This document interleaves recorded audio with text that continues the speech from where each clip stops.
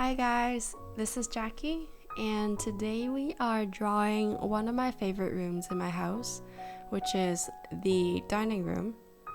I've had plants here, I think, for about 3 to 4 years, and I can't believe I've never drawn it. It's like my favorite room in the house, and it's the room that I always, take pictures for Instagram, and it's the room that I spend a lot of my time into.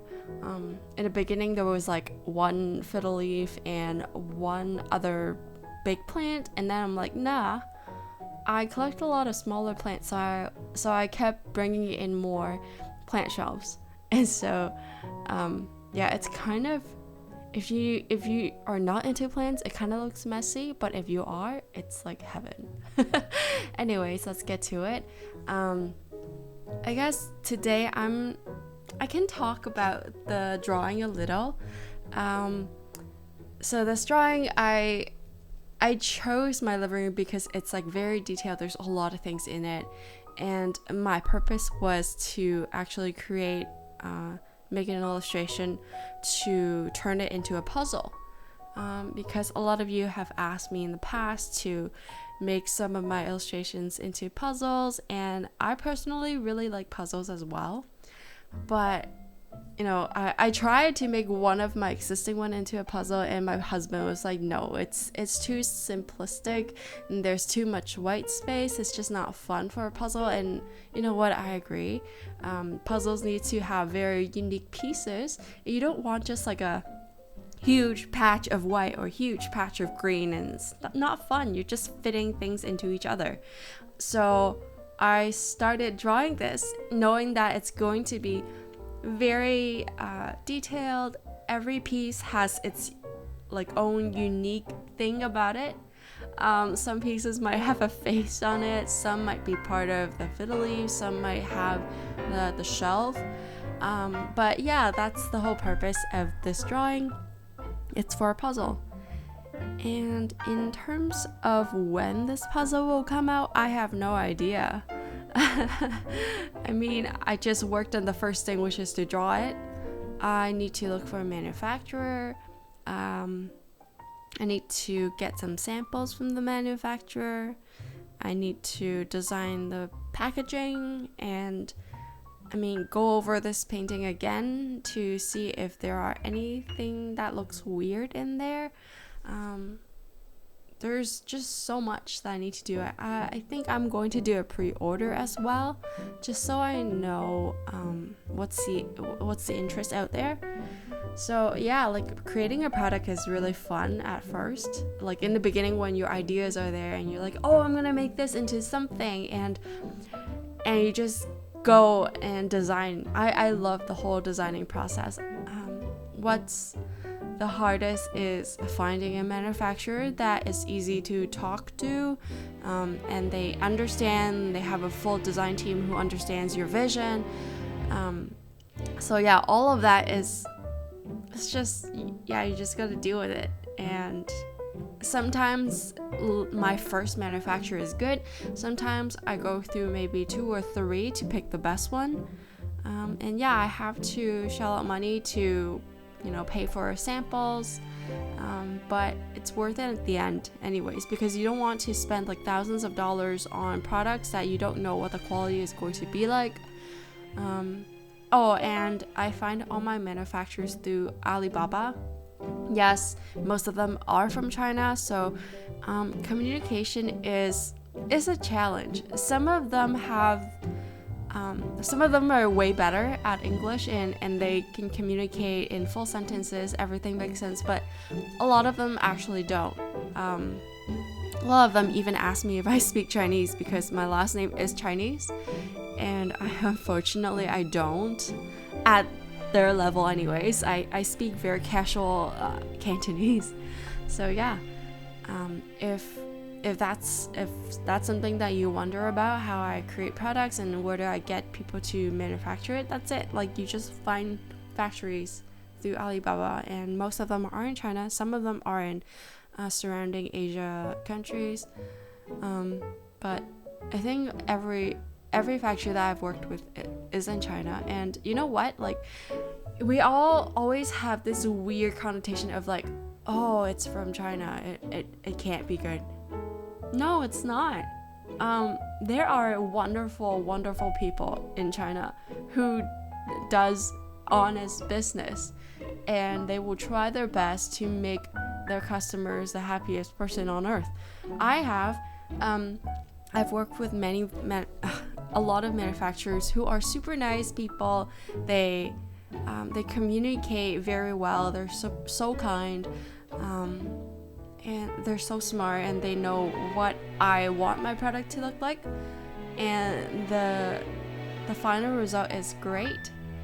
Anyways, I feel like I've talked about this whole like product manufacturing process for way too long. It's been 5 minutes. I'm just babbling along. I'm sorry. Anyways, so yesterday I looked to my Instagram and asked my followers for some topics, for some questions. So there's a few about how I started drawing, how I started my business. I know in my last drawing video I also kind of talked about how I started my business, but I didn't really go through how I guess as a person like myself, how I got into drawing and how that became the thing for me. So when I was very young, a little girl in Hong Kong, I always had love for art. Art class was my favorite thing. I was even always helping my friends on their projects because they know I do a great job, and I spend way too much time on pieces. Everything back then was traditional, so yes. I did a lot of color pencil work, did a lot of acrylic. I never really touched watercolor until I was older. And it was just a fun thing to do. And even in high school I took art, and I think out of all the other subjects, I spent the most time on my art finals.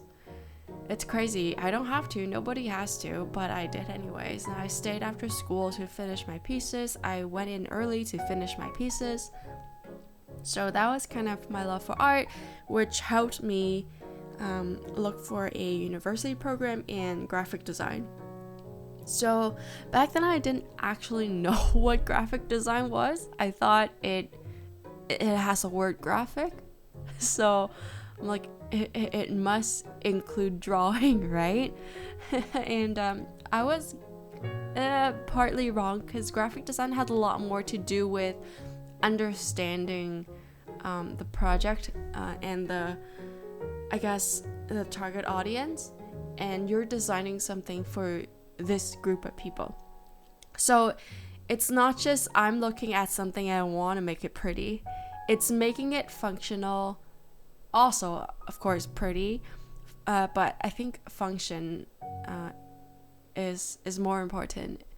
They have to be able to understand the graphic, they have to know what it means, and they have to be attracted to it.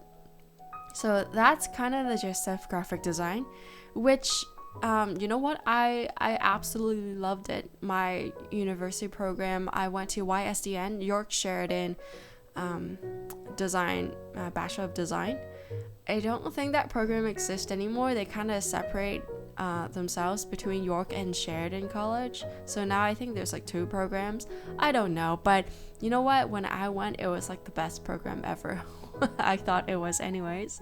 So after I graduated with a bachelor in design, I actually focused more on digital side, so like web design, and so I became a product designer after 2-3 jobs, and I ended up working full-time as a product designer for a financial company, which was Vena. I was working there until last December. So I worked at Vena for 3 years, and during these 3 years, like, I absolutely love what I do as well, to understand what clients need and how to, you know, build an interface that is intuitive, that they understand, that speaks their language, all that jazz. But there's also this side of me where I started drawing a lot at home on my free time, with my love of plants. I started collecting plants about 4 years ago, so I really just started drawing plants 3 years ago.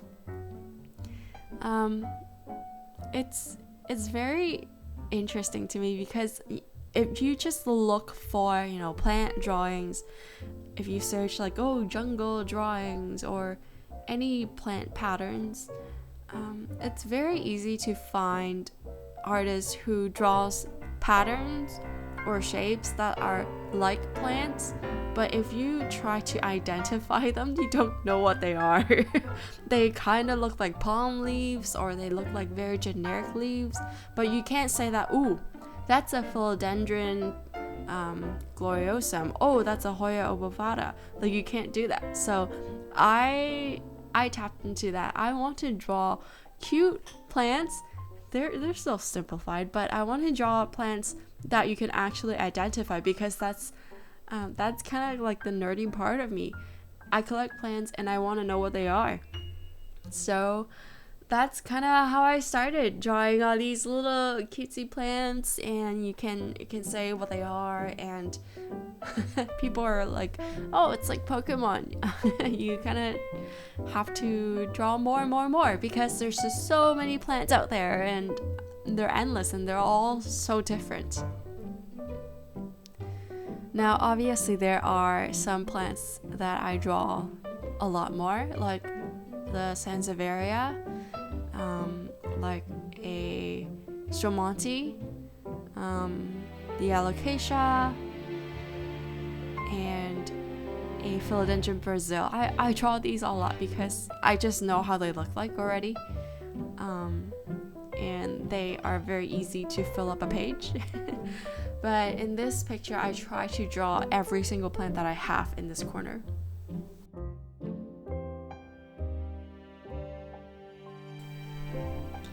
Now, about the tools that I use when I'm drawing, as you can see here, I am using the iPad Pro 12.9 inch. I think I bought it about 2 years ago, so I'm not sure if there's a newer model out.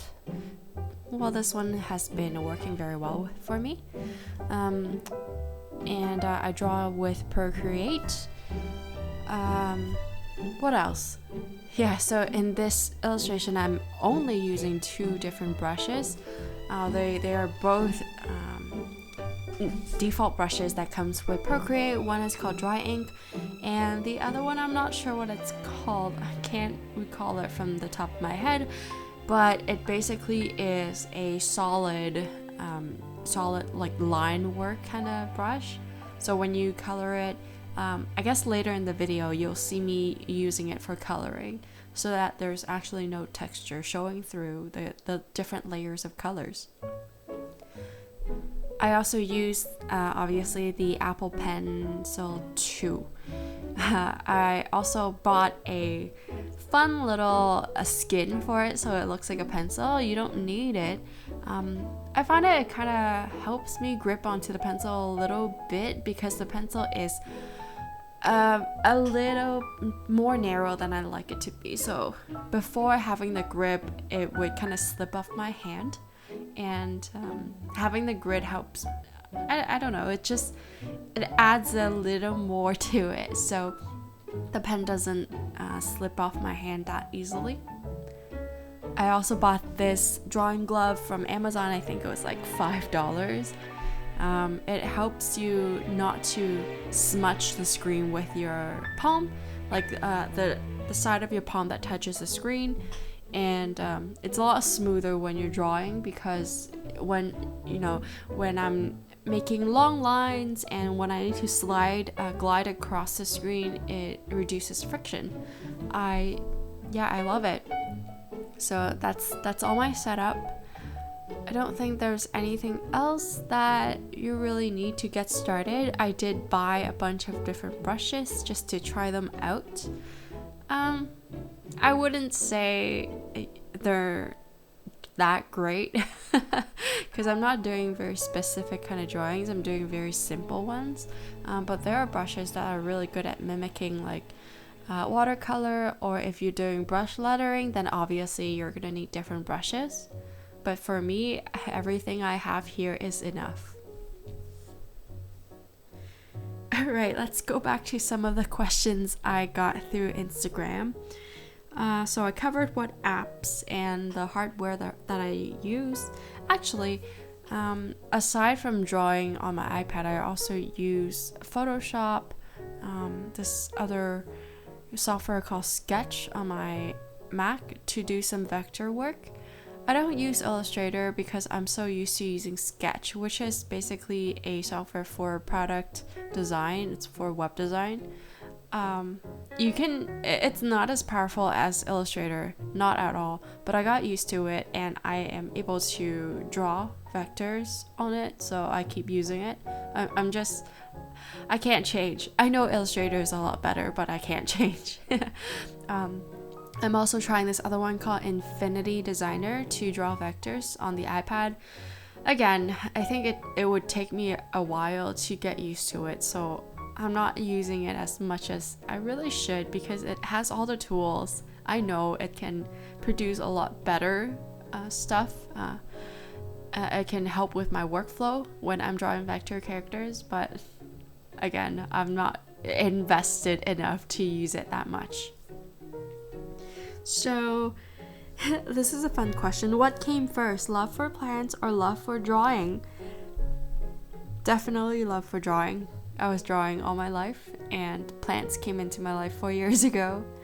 But I think it changes now. Like sometimes when I'm, drawing, it's very relaxing for me, but other times it's not. I think once it becomes, your source of income, everything that used to be, a fun hobby can get a little stressful, and sometimes I just don't want to draw. And then I just go and take care of my plants. And sometimes plant care can get stressful because you never know when your plants are going to struggle. Like right now it's winter, so everything is struggling in my house. They're not growing, but I know spring is coming, so spring and summer is the best season for my houseplants.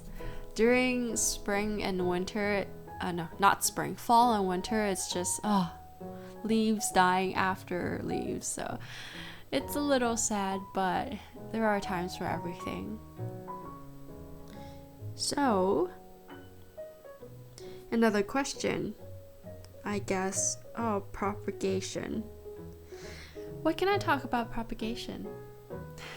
I don't do too much propagation, like always, because right now there's no we're not really doing plant swaps. I'm not doing plant swaps personally because I don't want to go out and risk anything during this COVID time.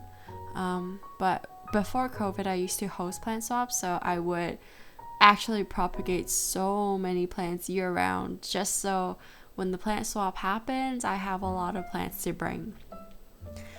I think every plant that I own, I've propagated.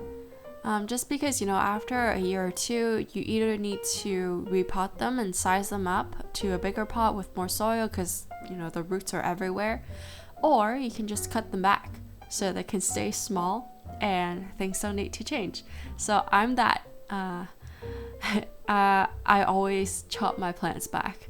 Once they get too big, I don't really want to, find a bigger space for them, or I just don't want to move them because they're very happy where they are. So I just cut them back. Like this little pothos that you're seeing in the middle of the screen right now, I've chopped it many times. I either stick the cutting back into the same pot or I start another plant, and once in a while I just give it away to my friends and family, because why not? I can do that, and it's a gift that I don't need to buy, and plants make people happy anyways. I guess a little tip for propagation, not really tip, but like what I do, I usually just stick everything. Let's say I have pothos cuttings, string of pearls, monstera, sansevieria, everything really, like peperomia, even succulents. If I can, I will stick everything into the same like huge mason jar.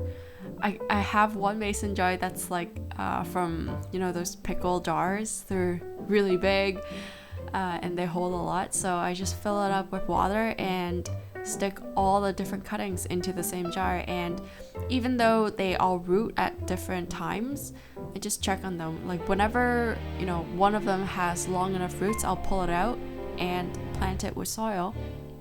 Usually I pull them out when I see roots that are an inch or two long.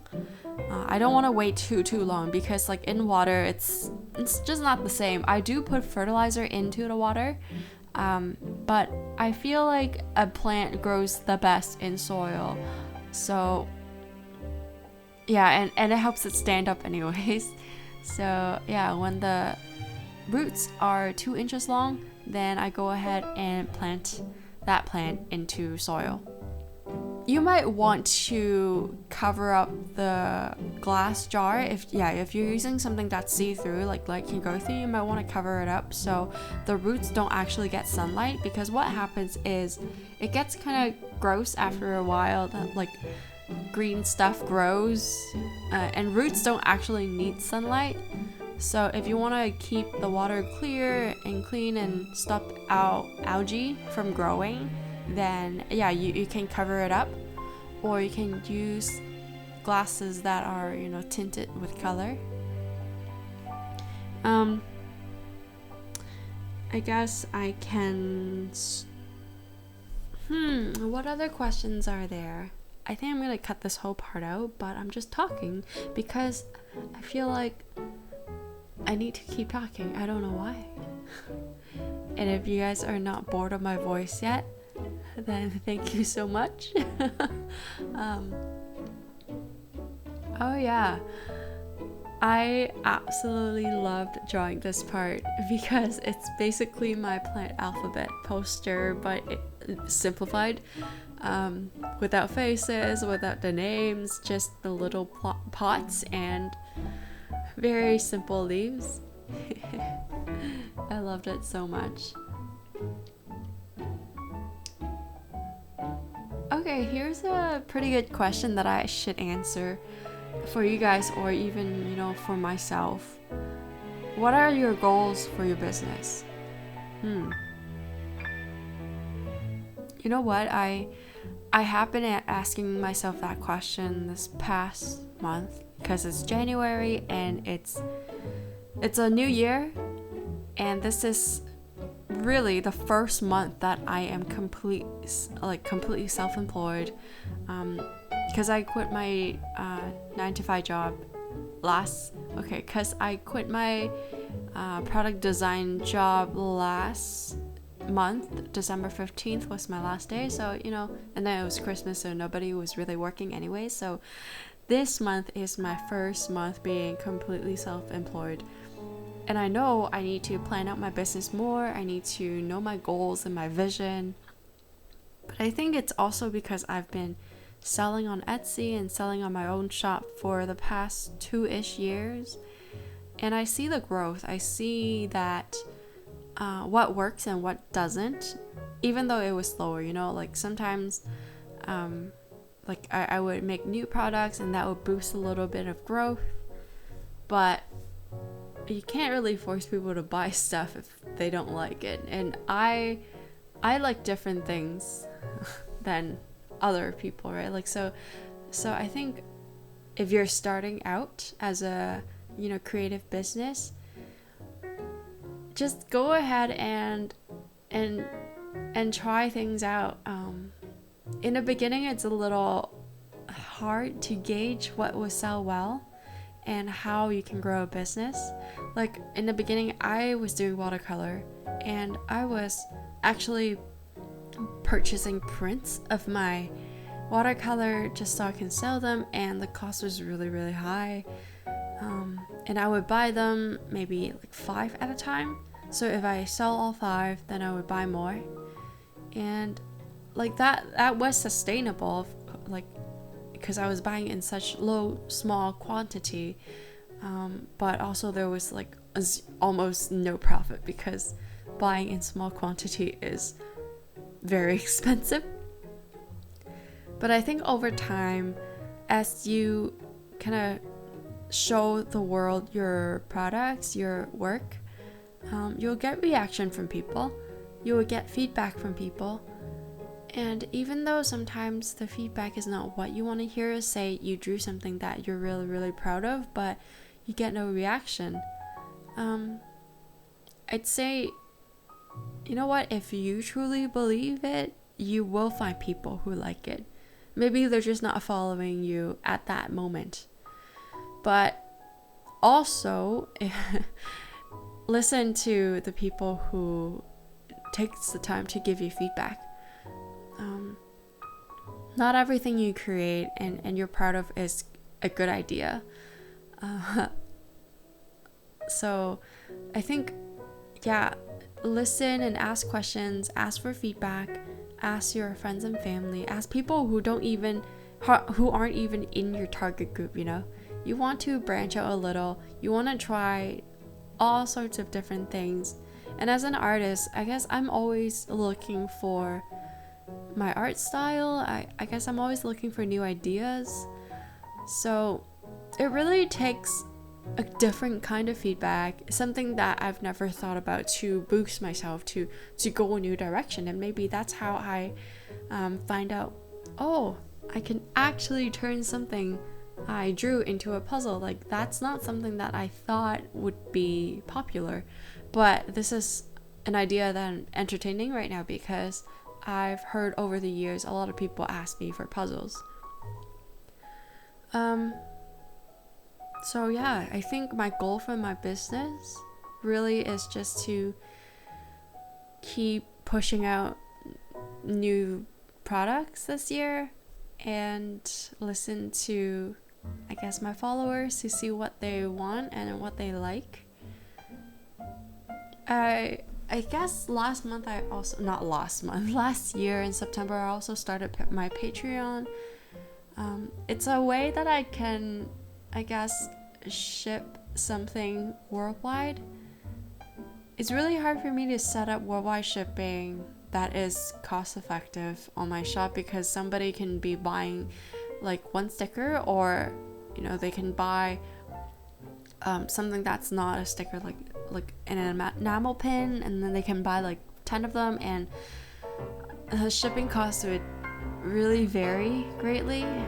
So I don't know, it's just not, I haven't figured out a system to set that up yet. But for Patreon, because I know what I'm sending out and like there's no change, like everyone's getting a postcard and 2 stickers, so it's flat, I can mail it.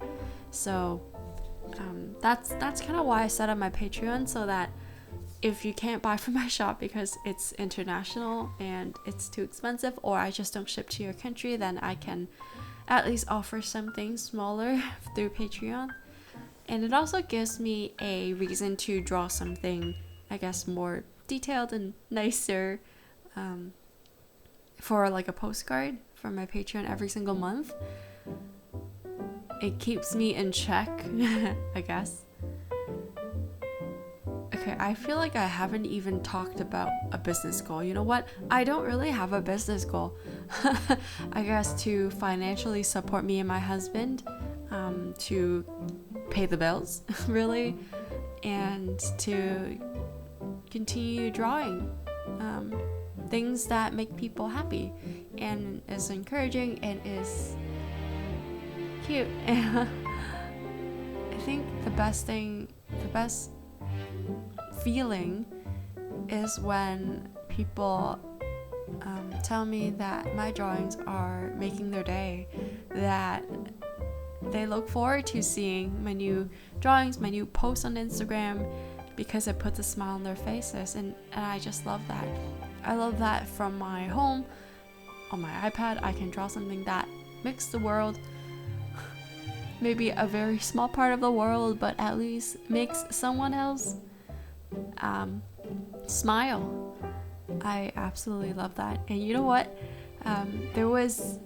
I think it happened twice. There were some teachers who were kindergarten teachers, and they followed me, and they showed their class of students my plant buddies, and I think each one of them, yeah, so like she gave them an assignment to draw, either inspired or just copy one of my plant buddies, and they hung it all around the classroom. It was the cutest thing ever.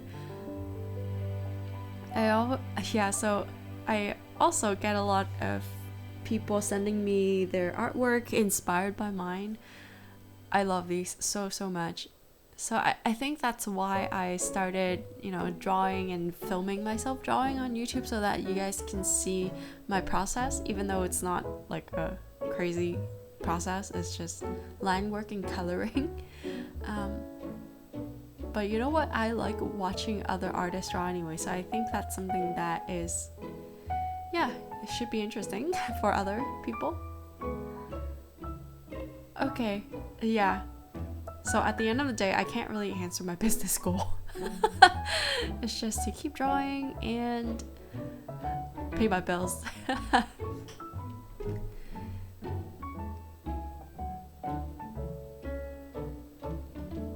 Here's another question.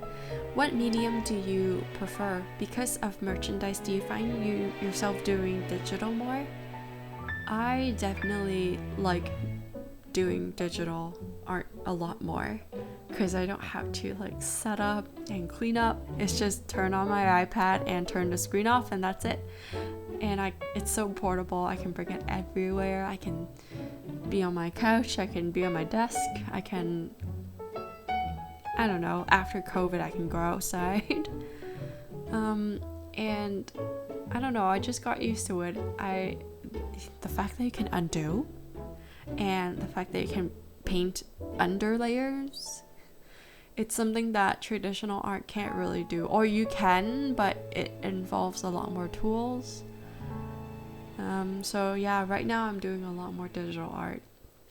But sometimes no, you know what? Like, I bought myself some gouache paints. I have played with them, and I think when I have a lot of time, or when I just want to relax, I do enjoy traditional painting. It's just a very different workflow, and the results are, you see a lot more imperfection, but it's also nice imperfection, if you know what I mean. Like digital art, I sometimes find myself trying to be too perfect with it. I guess that's why I kind of like my textured, like the dry ink brush, because it's not perfect, and so I allow myself to have some errors, not errors, but like imperfection. Nothing needs to be too perfect in my artwork. I don't think so. As long as it relatively looks good at the end and I enjoy the process, I think it's good enough for me.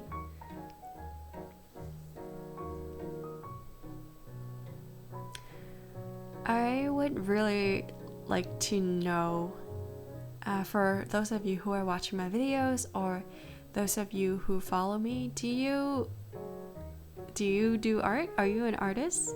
Are you a business owner? What is something that you've learned over the years when you're improving in your skills, or that you've learned about running a business that you would like to teach me? You know what, like I always feel like, even though I am running a business that I can support me and my husband with, there's still so many things that I'm sure I have no idea what I'm doing. There are so many areas of business that over the years I've learned from other people, from watching YouTube videos, but it's not something that you just know from day one. So yeah, Is there any tips that you have for me? Is there anything that you think I could explore? Please tell me. Let me know what you've learned so I can learn it too. I think this is the best part about being self-employed, is that every single day is a new chance to learn something new. You're not bound to, doing what your boss tells you to do. You are bound by your own, I guess, what is that word? Self-discipline? Yeah. If I want to learn something new, I can go ahead and do it. And nothing is gonna stop me. What have I learned this month? Well, I have been exploring sublimation printing a lot. If you follow me on Instagram, you would see I've been doing a lot of t-shirts. I've been sublimating all my totes, mouse pads, and whatnot. It's a complete different thing than what am I talking about?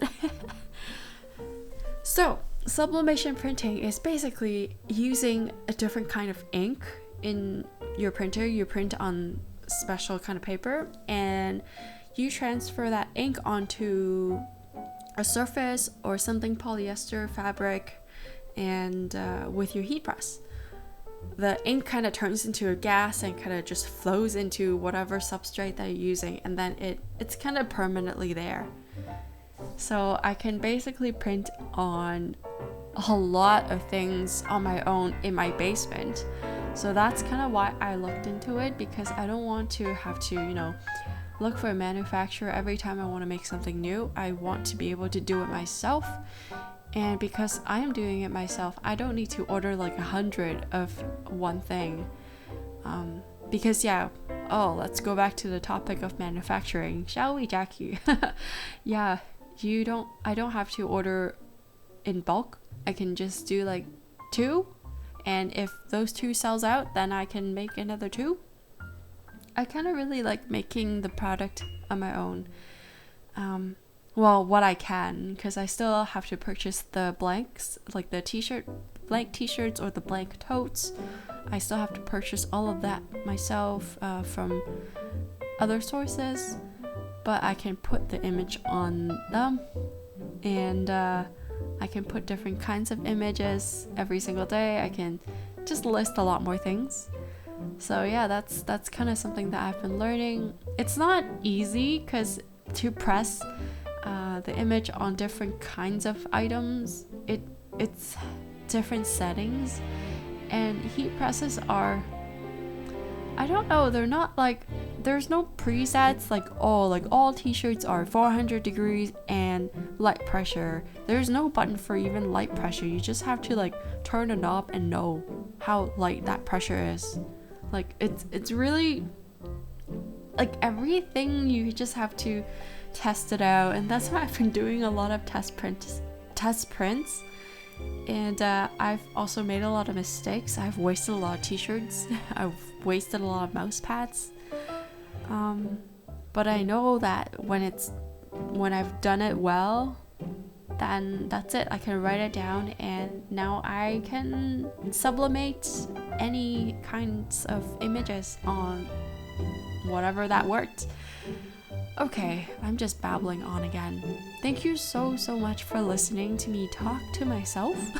I can tell you that right now I am watching the video of myself drawing, but I'm not talking about it. I have my mic set up on my desk. Actually, I don't have a mic stand, so it's kind of on a roll of rope.